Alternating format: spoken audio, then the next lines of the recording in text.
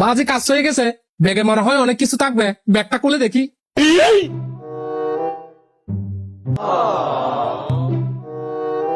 শালি মনে হয় ফকিন্নি, ব্যাগে ফাড়া ছিঁড়ে কাপড় ছাড়া আর কিছু নাই।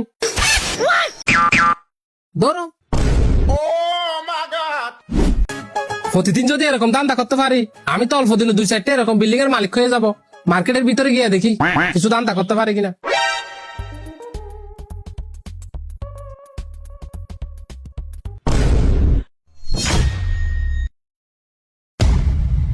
এ ভাইয়া, এদিকে আসেন। কি হয়েছে? ভাইয়া, এই মানি ব্যাগটা কি আপনার?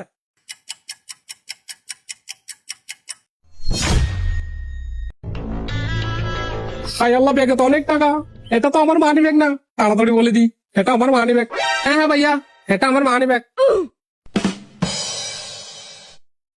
এই যে ভাই, এদিকে আসেন। কিরে ভাই, আপনার মানি ব্যাগটা আমরা খুঁজে দিলাম, একটা ধন্যবাদও দিলেন না। ঠিক আছে ভাইয়া, ধন্যবাদ। আরে ভাই এদিকে আসেন। কিরে ভাই, আপনার টাকা ভর্তি মানি ব্যাগটা আমরা খুঁজে দিলাম, অন্তত পক্ষে আমাদেরকে কিছু খাওয়ান।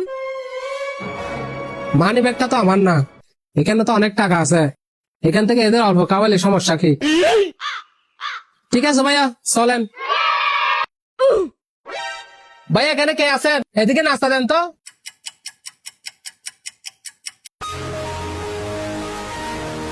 কিরে ভাই, আপনি খাবেন না? শালার ফকিন্নিরা, আমার কে আমাকে লুট করে নাটক করস?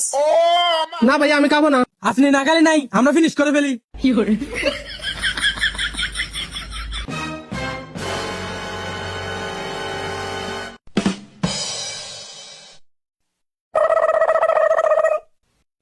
আচ্ছা ঠিক আছে ভাইয়া, আসি, ধন্যবাদ।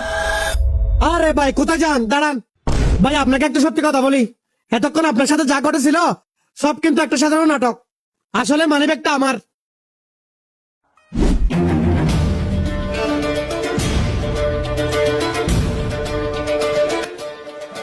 ভাইয়া মনে কোনো দুঃখ নিয়েন না, এরকম যদি আপনার পকেট থেকে মানি ব্যাগটা হারিয়ে যাইতো তাহলে আপনার কেমন লাগতো? তাই এরকম কোনো কিছু কুড়িয়ে ফেলে নিজের মনে করবেন না, যাচাই করে দিয়ে দিবেন। হতেও পারে এটা একজনের সারাদিনের পরিশ্রমের গাম জড়ানো টাকা।